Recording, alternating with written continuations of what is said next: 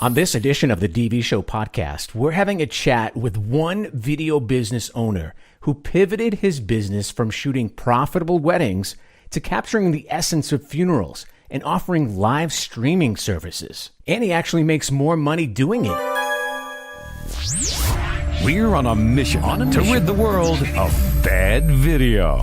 Bye-bye. This is the DV Show. Target in range. Bad video sucks. Hi, my name is Brian. Welcome to the DV Show podcast. From a joyous, happy occasion that is a serious source of income for any video business to people crying and mourning, staring at your lens in confusion or annoyance, wondering what the hell is going on. Now, it's a generally awkward environment when you even think about being at a funeral, let alone be at a funeral or cemetery with your video equipment, right? I always thought there really is no market for funeral videos. The business is dead, right? But 70% of families want a memorial service streamed and recorded. A listener question came through email earlier this week that really had me thinking about this industry and its potential. Eli asks, I've built a pretty good relationship with a close family friend who owns and manages a funeral home in my area. As of right now, I primarily shoot wedding films. However, upon having a discussion with this friend of mine, I'm wondering if there is a market for producing high-quality funeral videos for family members who are unable to attend. Plus, it would be a nice keepsake for the family. My question, do any of you fellow videographers specialize in producing funeral films? Is this a good or bad idea? Eli, thank you so much for your question. I really wanted to know the answer to this myself, as I would never ever think of recording funerals or even live streaming funerals as an income stream for a video business. So after doing some research, I realized 70% of families actually want a memorial service streamed or recorded. I wanted to learn more, so I invited a solo video business owner, David Hersenberg, to come on the show and talk about what he does as a funeral videographer. Maybe he can shed some light on this emerging market and give us some insight. So how does that work? People die every day. I know that, but wow, what the hell? People are doing this because here's the thing. Suppose your mom dies and you're in Baltimore, but the rest, the family who is in California can't necessarily fly out right now because of the current climate for whatever reason. Whether they're old, they're young, they have whatever their excuses, they can't come, which means they want to still be there. So how are they going to do it? Live stream. Simple. If it's an option, it wasn't before, right? Who needs to live stream a funeral? But now it's become part of the process because people can't participate like they used to be able to attend certain functions. So I don't see the live stream going away. I think it's only going to get bigger. Webinars like this, Clubhouse, it's going to keep expanding because it's letting me stay in my basement in quarantine or not. I can stay in my pajamas. I don't have to leave the house. And I can go to the funeral. I can go to the club. I can have my meeting with my company. I can order my, laundry or toilet paper, whatever I need. And I'm good to go. So let me go back to this funeral stuff. This is pretty cool. I actually like that. That's my pivot. Yeah, that's how you do it, huh? Yeah, that's what I do. So you I read your bio. You do a lot of videos. Your videography, you do weddings, drone, whatever. You're the full brochure, right? Yep. And so funerals are the thing. So do you actually? The first thing that comes to my mind is, wow. Do you actually have a camera person like go on the body? No, all right. Not about the body. It's about the legacy, right? It's about what are people saying about this person. There's a person who's going to be talking, right? This is their biography. This is their eulogy. This is their commencement ceremony, the speech about their life. So it's an honor to be in the position, whether it's a wedding or with their vows, or whether it's a family function or this funeral, to be in the position of capturing the sound to preserve this person's legacy. And to be able to do it live is important so that people could just feel like they're a part of the actual action. But it's not even just the live component. It's the recording afterwards, because now future generations have a chance to hear about Bubby Khanka or whoever it is, about who is this person. And now there's the actual recording that they can access and have a family heirloom, a keepsake. Because I know for me, I film my kids growing up every day. I take a picture of this, take a video of that. Yeah. I'm documenting my own life and their life along the way. So when I die, I'm going to want to I don't want to just have a little photo montage, with some pictures scrolling. I want to have like a video where I'm talking to the people. Like, thanks for coming to my funeral. Like, yeah, that hurts. This is who I am. Let me tell you a little about who, like, it's almost like we don't think about our wills or the future. We're just concerned about right now, which is, I want to get out of the house. I want to do something, whatever it is. Yeah. No, we have to think about where we came from birth until death. We don't think about death and implications for the family. What are they going to do? Who's going to take my baseball card? Are you going to just throw them out? Like, I don't know. Just there's certain things that we don't really think about, or the values that you may say, you know what, this is really important to me for whatever reason, to just have that documented somewhere.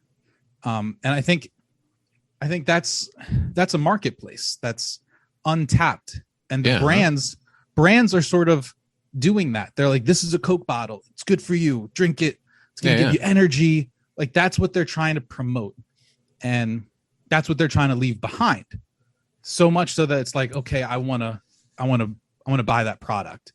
Like, Apple's not selling technology, the phone, they're selling this whole experience where you can immerse yourself. Right. So the same thing for the funeral. It's not about the body. We're not even showing it. It's just the person up at the mic stand. I set up a mic and a lav and a camera, and we just hear about this person, and they say some prayers. They go on their way. It doesn't take too long. In and out, no edit, which is nice.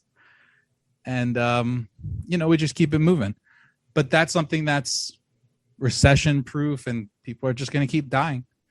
So, Jesus, it's a morbid sense of humor. Yeah, I'm sorry for laughing, but it's kind of it's an uncomfortable situation I've never had. It sucks, but it does. Look, I'm like a Ghostbuster. I sort of feel like a superhero sometimes. Yeah, that's cool. I'm called upon because you are a superhero, man. You are. I mean, look at you're doing this stuff. I'm doing it. I literally saved the day on video for them. You're making lots of people happy. I mean, it's respectful.